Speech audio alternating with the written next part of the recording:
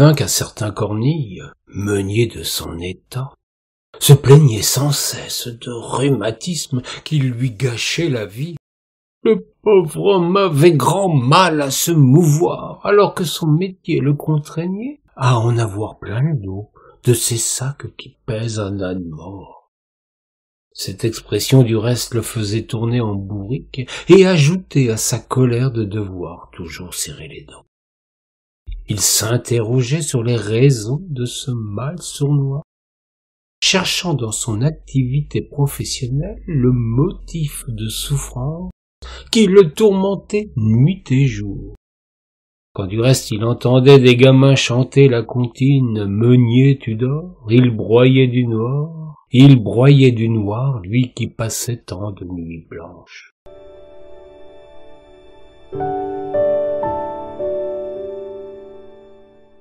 Il avait le sentiment que son paternel lui avait mis le nez dans la farine en lui confiant son moulin, source de tous ses maux.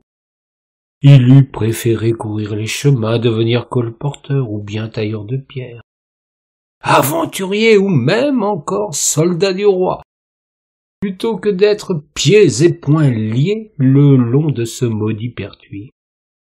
La roue de la chance tournera moins souvent que celle de son moulin, se disait-il au plus profond de sa dépression. Il passait ses journées à geindre sans trop comprendre d'où venaient ces douleurs qui le tourmentaient.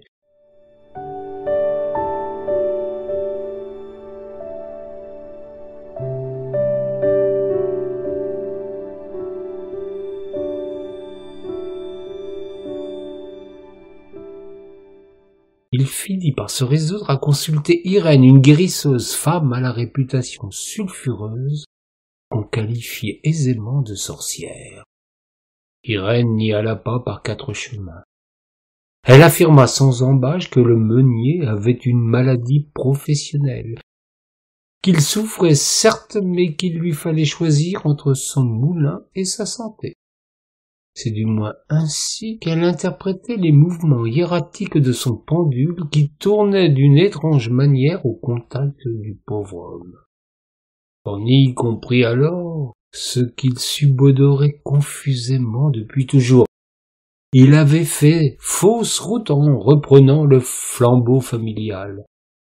Pour vivre heureux, il lui fallait rompre avec ce maudit métier qui lui rendait la vie impossible.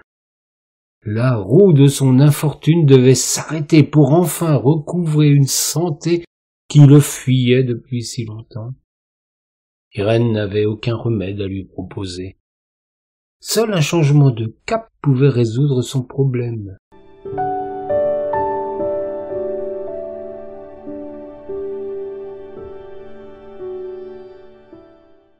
Cornille s'interrogea sur la manière de troquer son fardeau contre un autre qui lui ferait oublier ses tracas. Le moulin lui pesait certes, mais il n'était pas aisé de pratiquer le troc avec ce qui était tout à la fois son lieu de travail et son domicile.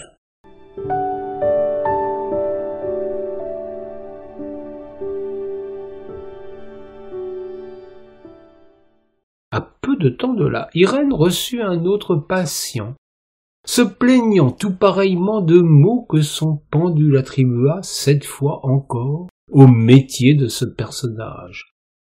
Alphonse, contrairement à Cornille, était un homme discret, taiseux, secret. Il lui avait fallu souffrir le martyre pour se décider enfin à consulter celle que l'on prétendait guérisseuse.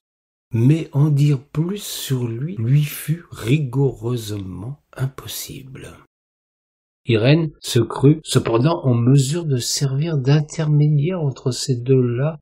Elle les fit venir tous deux pour suggérer d'échanger leur demeure et leur métier, entrevoyant enfin une issue à leurs tourments. Cornille et Alphonse se tapèrent dans la main, crachèrent par terre pour valider un troc dont ils ignoraient tout.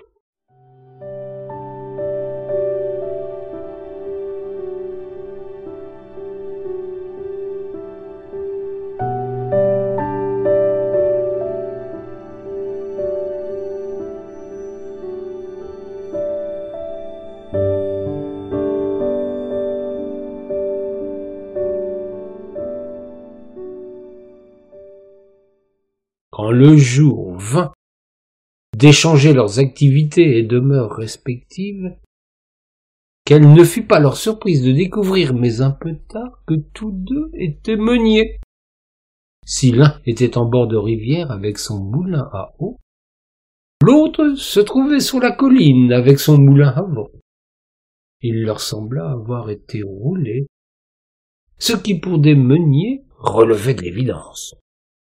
L'un troqua la roue à aube pour les pales du moulin cavier, tandis que l'autre s'initia aux subtilités de la régulation des flots.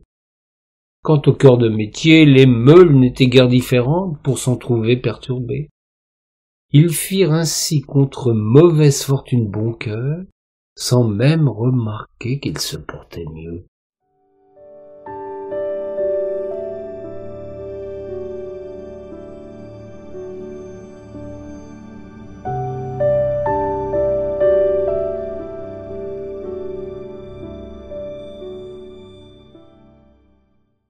C'est au fil du temps que Cornille découvrit que vivre loin de la rivière, de la roue, de l'humidité dans sa demeure, lui avait fait oublier ses rhumatismes.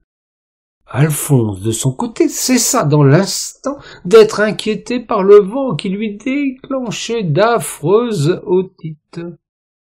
Ils avaient tous les deux trouvé leur bonheur, sans changer ce savoir-faire qui en faisait d'excellents meuniers.